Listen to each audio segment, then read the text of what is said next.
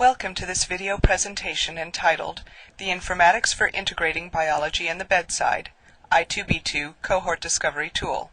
How useful is it for exploring and sharing clinical data for research? Thank you for taking the time out of your busy day to learn about a new tool called i2d2. This presentation will last for approximately 10 minutes. Following the presentation, we will ask you about your opinions related to the i2d2 tool. Those opinions will then be collectively analyzed and used in the development process for this technology. The agenda for this presentation is as follows. First, I will give you a brief overview of i2d2 and how you as a researcher might use it.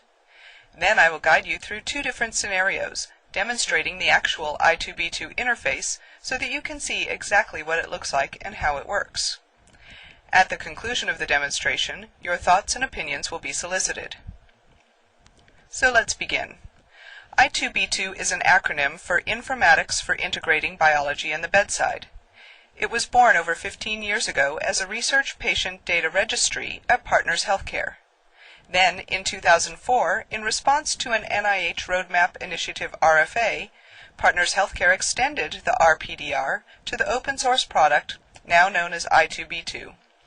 Their goal was, in part, to overcome a common research obstacle, the discovery of cohorts across the large, heterogeneous datasets that are commonly used in clinical care. Think about your research and consider whether you've ever had trouble finding subjects for a clinical trial. Or maybe you study a rare disease and wonder if there is enough historical data in your health system records to do a case control study or analyze a retrospective cohort. Have you ever just wished you could search the EMR? Well, as you know, the NIH developed the concept of the Clinical and Translational Science Awards to facilitate your bench-to-bedside research discoveries.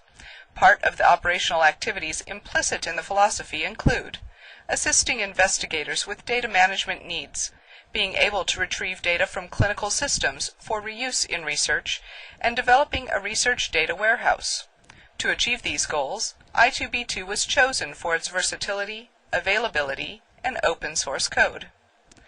This is a cartoon simplifying how the system will work.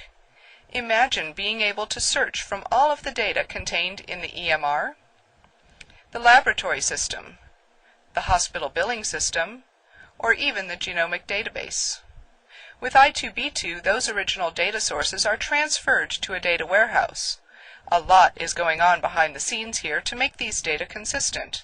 For example, the language and terminology systems from all of the different data sources need to be standardized. And also, the data must be prepared so that they are anonymous and don't violate patient privacy in any way. From there, the data can be accessed via i2d2 when you, the user, makes a query request.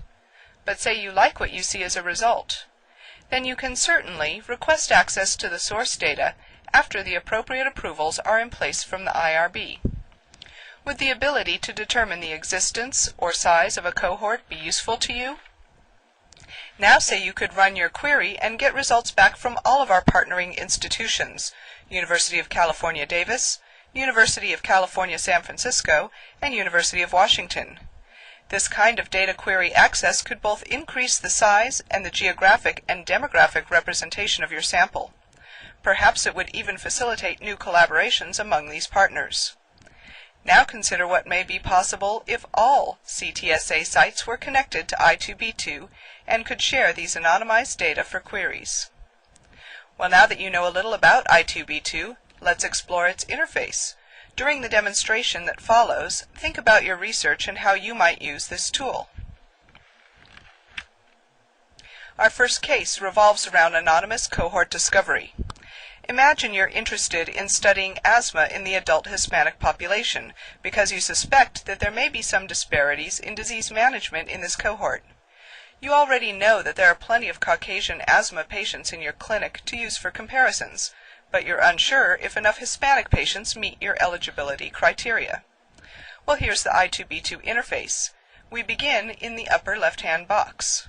In the Ontology folder, you can navigate through a number of options for your cohort query. Let's open the Diagnoses folder. Information in this folder is organized by system. Now, since we're interested in asthma, let's go to the respiratory system. Asthma is a chronic obstructive disease, so I'll open that folder. And there's asthma, but I can see that I can expand the folder and take a look at more options. I want to include all asthma cases, so I'll take the heading folder. I'm simply dragging the term asthma to the right-sided query toolbox. Note how the word "and" appears at the bottom. Remember, the Boolean term "and" means that the requirements of both sides of the argument must be met in order to include the subject in the cohort. Now I'm moving back to the left to include my eligibility demographics. I begin with age. Note there are several age categories to choose from. Perhaps the easiest way to get all adults is to exclude the two groups of children, so I drag each one of those groups to the query tool. Note that I'll be clicking Exclude at the top of the Group 2 box.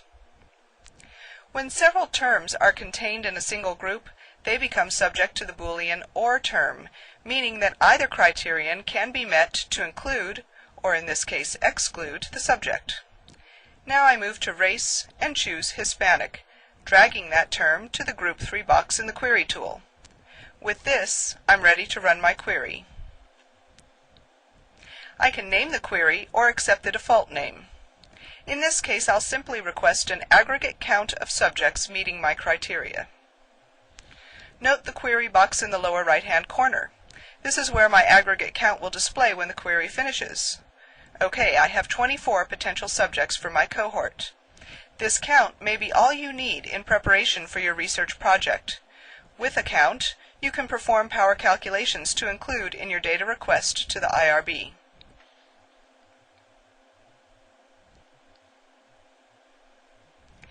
In the second scenario, you've been working on a clinical trial to investigate a new drug. The medication is a beta blocker thought to have great benefits in individuals who've had a previous heart attack. You want to find individuals who have recently been diagnosed with ischemic heart disease, but who have not yet begun taking a beta blocker. In this query, we'll also begin with diagnoses. I'm choosing all ischemic heart disease under the circulatory system. The term is dragged and dropped in the Group 1 query tool. Now let's explore the medications folder. I'm looking for cardiovascular agents, and then I'll choose beta-adrenergic blocking agents. I'm going to bring the entire class of medications to the right and drop it in the Group 2 box. But again, I want to exclude those taking beta blockers, so I hit Exclude.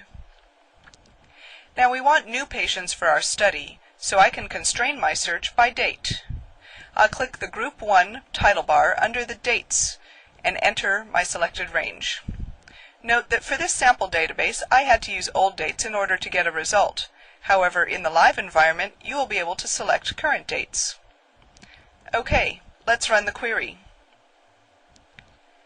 Now this time, in addition to an aggregate count, I'll also request a patient set, which will give us the list of patients that match our search criteria.